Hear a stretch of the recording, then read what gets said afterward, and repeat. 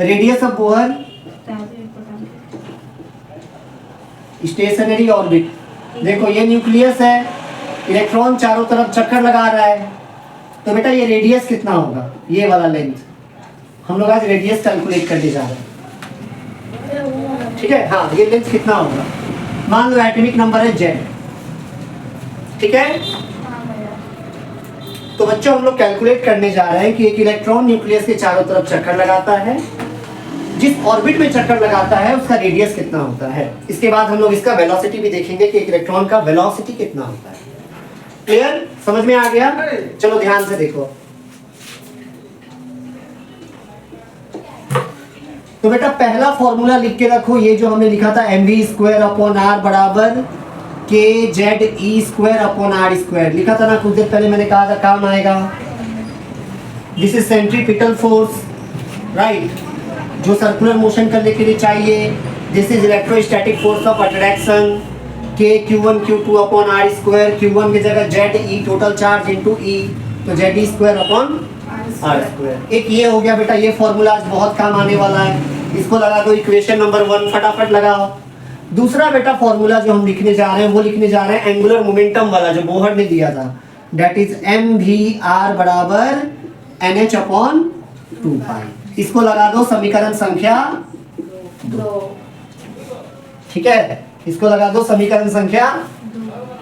और ये तो गलत हो गया था, तो बता ही नहीं पाया। हाँ, वो तो गलत हो गया था, प्रूफ नहीं कर पाया ना उसको। बिल्कुल तो फिर एक्सप्लेन नहीं कर तो पाया। क्यों यूज कर रहे हैं? हटा सही दो। तो है, हटा दो उसको। सही तो है। बच्चे डी ब्रॉगली का हम लोग हाइपोथेसिस पढ़ता है क्लास 12 में, प्रूफ तो नहीं किया था वो, पढ़ते तो है, हटा देना चाहिए ना, माथा खराब पढ़ते तो है। बात है हमारा जो एजुकेशनल बोर्ड का सेक्रेटरी है ना, उजाद का बनिया है। चलो देखो, हाँ सही, ये देखो, ये बाप रे, बहुत टेंशन।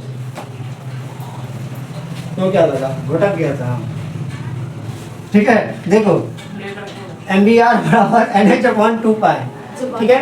क्या निकालना है हमें, रेडियस निकालना है। तो हम क्या करेंगे बेटा, यहाँ से वेलोसिटी को अलग कर लेते हैं। चलो देख, लिखो फ्रॉम इक्वेशन 2, फटाफट लिखो, फ्रॉम इक्वेशन 2 v बराबर क्या आ जाएगा, nh/2πmr। अरे आएगा कि नहीं आएगा? अब इसी वैल्यू को पुट कर दो इक्वेशन नंबर 1 में। अच्छा, एक r से r कैंसिल भी कर लो, तो m इंटू वी स्क्वायर के जगह क्या होगा, nh/2πmr का होल स्क्वायर। अरे होगा कि नहीं बोलो, k ZE²/r, वे होगा कि नहीं? ओहो हाँ, एक आर कट गया था। आप नासा से फोन आ जाएगा। नासा का जो सेक्रेटरी है नजात का बनिया है, उसका नाम है रामचंद्र साहब। इसी है कौन राम? हमको नहीं पता, तो फिर नाम क्यों ले रहा है? नजात का बनिया है ना, इसलिए वह बनिया से बहुत स्मार्ट होता है। देखो हाँ, ब्राह्मण लोग तो रहते ही है। तो ये हो जाएगा n²h²/4π²m²r² बराबर k ZE²/r। समझ में आया? एक r से एक r कैंसिल हो जाएगा,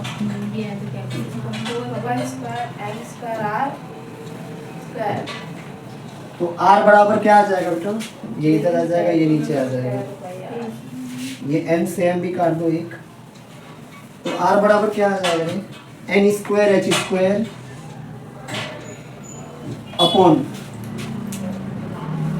r इधर आ जाएगा, ये नीचे आ जाएगा, तो ये हो जाएगा 4π² kZe² इंटू m ना, हाँ यही ना होगा, 4π² m kZe²। हाँ चलो ठीक है, तो ये आता है बेटा रिक्वायर्ड। हाँ, तो this is the required expression for the radius of orbit जिसमें इलेक्ट्रॉन रिवॉल्व कर रहा है। अब एक चीज तुम ध्यान से देखो, देखो बेटा,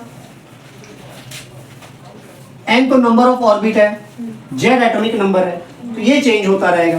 फर्स्ट ऑर्बिट के लिए n की जगह 1 पुट करोगे और जो भी एटम होगा उसके लिए एटॉमिक नंबर डाल दोगे। n और z को छोड़ के तुम देखो सब कुछ तो कांस्टेंट है। h प्लैंक्स कांस्टेंट, 4 पाई constant, k constant, e constant, n constant.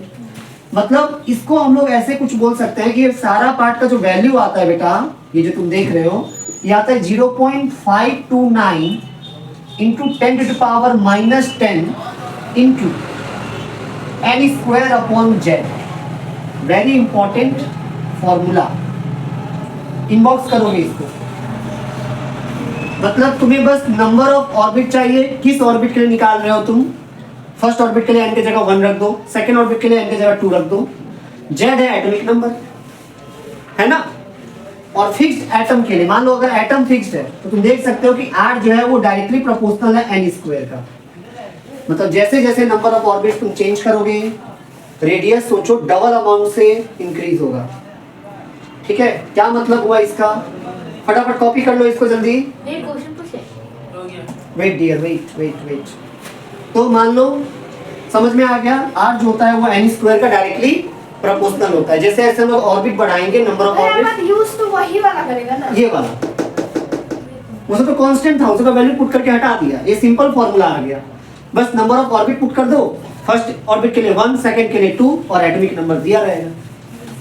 ठीक है, अब ध्यान से सुनो बेटा, first orbit, second orbit, third orbit, इन सब के बीच में क्या रिलेशन होता है? अगर मान लो एटॉमिक नंबर फिक्स्ड है तो z तो सेम रहेगा। तो इसका मतलब ये हो गया बेटा कि r1 r2 r3 dot dot so on. ये हमेशा याद रखोगे, इक्वल किसका होगा? फर्स्ट ऑर्बिट के लिए 1, सेकंड के लिए 2 का स्क्वायर 4, थर्ड के लिए 3 का स्क्वायर 9 एंड सो ऑन। ये बड़ा काम आएगा ये चीज। किसी भी एटम का फर्स्ट ऑर्बिट और सेकेंड ऑर्बिट का जो रेशियो होगा वो हमेशा 1:4 होगा। बहुत काम का चीज है ये। किसी भी एटम का फर्स्ट ऑर्बिट और थर्ड ऑर्बिट के बीच का जो रेशियो होगा 1:9 होगा। समझ में आ रहा है ना? सेकेंड थर्ड क्या होगा? 4:9। तो ये फॉर्मूला उस टाइम बहुत काम आएगा। ठीक है, तुमको ये सारा कैलकुलेशन करने की जरूरत नहीं है। समझ रहे हो क्वेश्चन कैसे आएगा? बोल देगा तुमको for hydrogen atom calculate the ratio of the second orbit to the first orbit. नहीं, second is to first. हाँ, very good। यहाँ पे तुम पुट करोगे n2 square upon n1 square. तो सेकेंड ऑर्बिट 2 का स्क्वायर अपॉन 1 का स्क्वायर, तो 4:1 आंसर आएगा। समझ रहे हो ना? आसान है। जब हम सवाल सॉल्व करेंगे तो और ज्यादा मजा आएगा। इस वाले फॉर्मूला को याद रखना। देख रहे हो ना, नंबर ऑफ ऑर्बिट अगर चेंज होता है तो देखो रेडियस कैसे चेंज होता है, स्क्वायर अमाउंट से बढ़ रहा है ना। ये यूनिट है मीटर, इसको मास मत समझ लेना, ये यूनिट है मीटर। ठीक है, चलो फटाफट वेलोसिटी भी निकाल लो, फिर आज की क्लास को यही से समाप्त करता है हम लोग। हाँ पूछो, क्या सवाल था तेरा? कपड़ा कहाँ चला गया? लड़की कपड़ा चुराती है रे।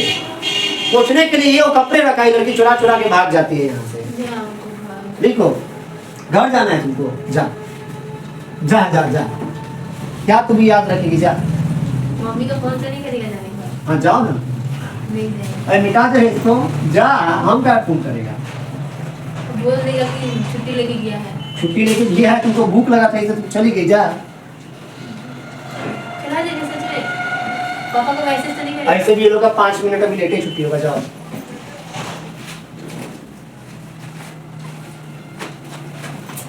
चलो फटाफट हेडिंग लगाओ। क्या बोल रही है?